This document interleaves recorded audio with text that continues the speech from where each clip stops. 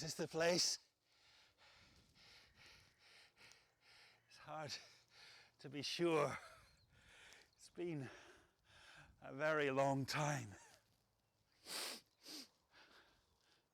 The air seems familiar.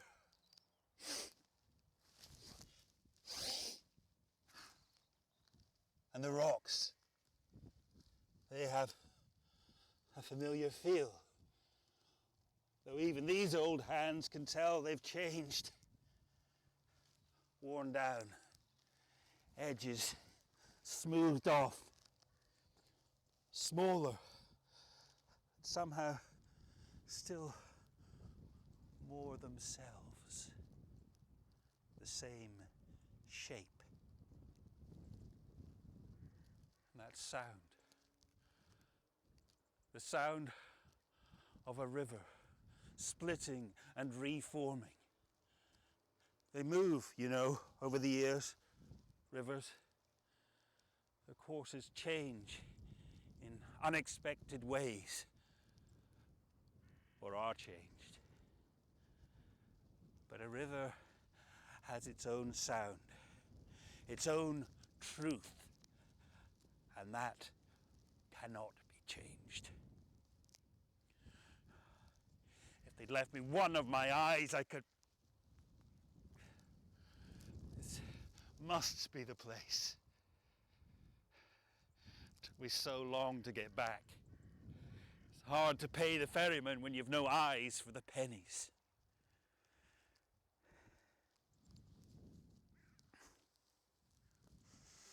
Unkind of them to take both. And the other parts. But I suppose in some ways I can be grateful. They left me my life, at least.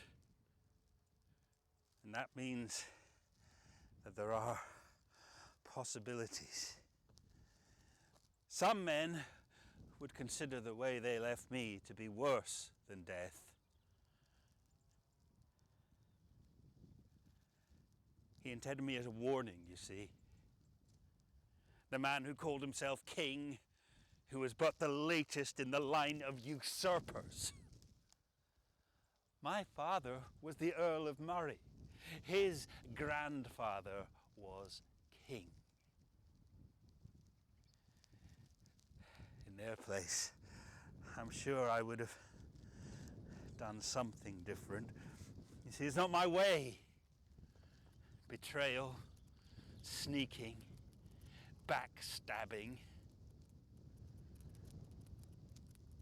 He could not defeat me in battle. A fact that must still whisper to him as it speaks to me. And so I begin again. Yes, this is definitely the place. An island within an island, less than a mile from a mainland, itself separated from a continent and the world by the distance of a day's walk. If one could walk on water, I make no such claim.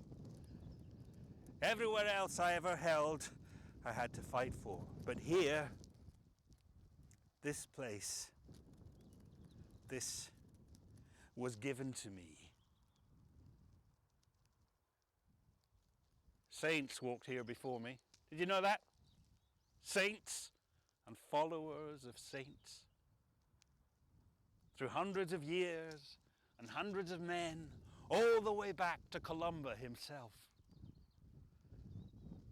In my day here, you can still see the church that he built here, before even he sailed to Iona. A poor place for so great a man. But a holy place.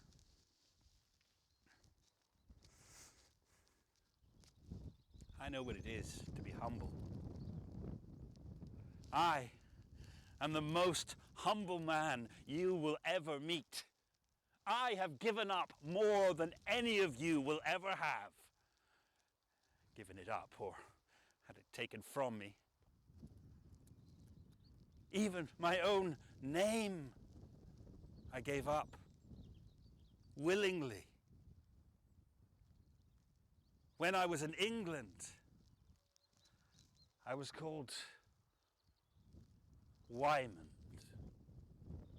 But here, this place, humility called on me to take another name, Malcolm. Malcolm, a follower of Columba, as I became in an unrhetorical sense when they made me bishop here.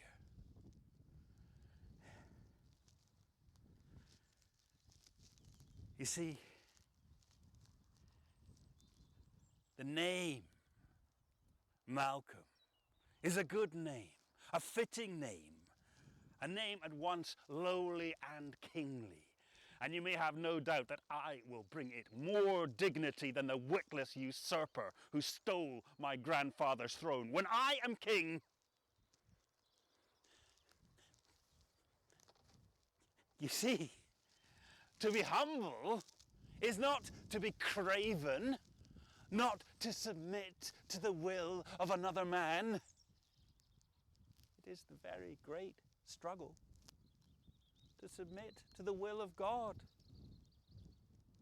It is a hard road. So many people do not have the strength to be truly humble. I do not seek to be king for my own sake. My heart breaks to see how low you have been brought by the rule of fools. I am not a fool. Believe me, I am nobody's fool. When I was in the Isle of Man, the people there were so impressed by my humility, by my strength, by my very great intelligence, that they begged me to be their bishop. They had never before encountered a personage such as myself. I had such good words, the best words. Believe me, the people there loved me so that their own king was jealous. But I knew, even then, that my duty lay elsewhere, here, with you. I do not expect you to follow me immediately. You have been kept ignorant for so long, so many years, so many centuries. It suits them. It makes it easy for them. They have kept you ignorant and stilled your tongues for fear they be cut out. They have told you time and again that you are stupid. You are worthless. You do not deserve any more than you have. They want you to beg for the scraps from their table, like animals, like dogs. Are you animals? Are you dogs? Will you bow down on all fours, or will you stand? Those who have wealth and power have them by the grace of thieves. Do they deserve it? Do you deserve to be slaves? Do you?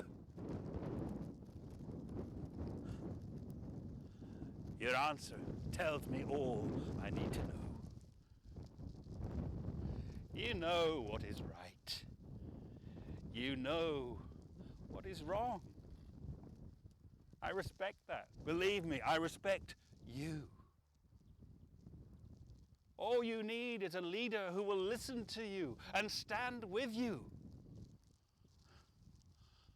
Look around you. What do you see?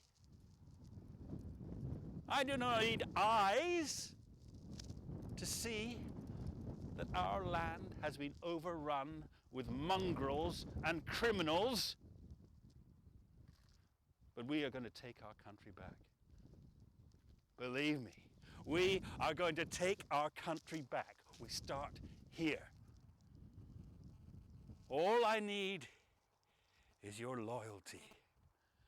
Loyalty and vigilance. Beware of those who sow the seeds of doubt. They are no good people. They want to see you fail.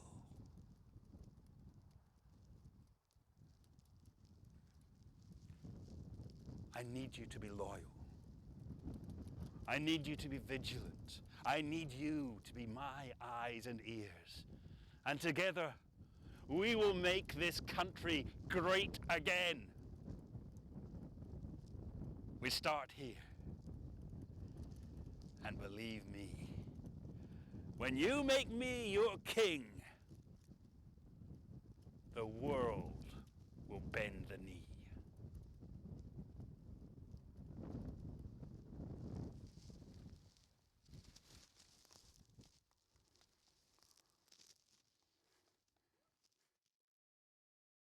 Well, I chose this performance space because, well, I've been doing a bit of research into the history of the island and discovered a very interesting character who'd lived here about 900 years ago. A character called Wimund, who was the bishop here, but also claimed to be the rightful king of Scotland. And from Skeabost Island, he launched several military campaigns to try and reclaim, as he saw it, his throne. So that, as theatre is often using one thing to talk about another thing, because he was so ambitious and hungry for power, he kind of reminded me a little bit of Donald Trump. So as well as using elements of the historical Wimund, I've also put in several direct quotes from Donald Trump's speeches into the performance as well. It's just wonderful to come to Skye and perform here. I was actually born on Skye, and both my families were, both sides of my family, my father and my mother, both from Skye as well.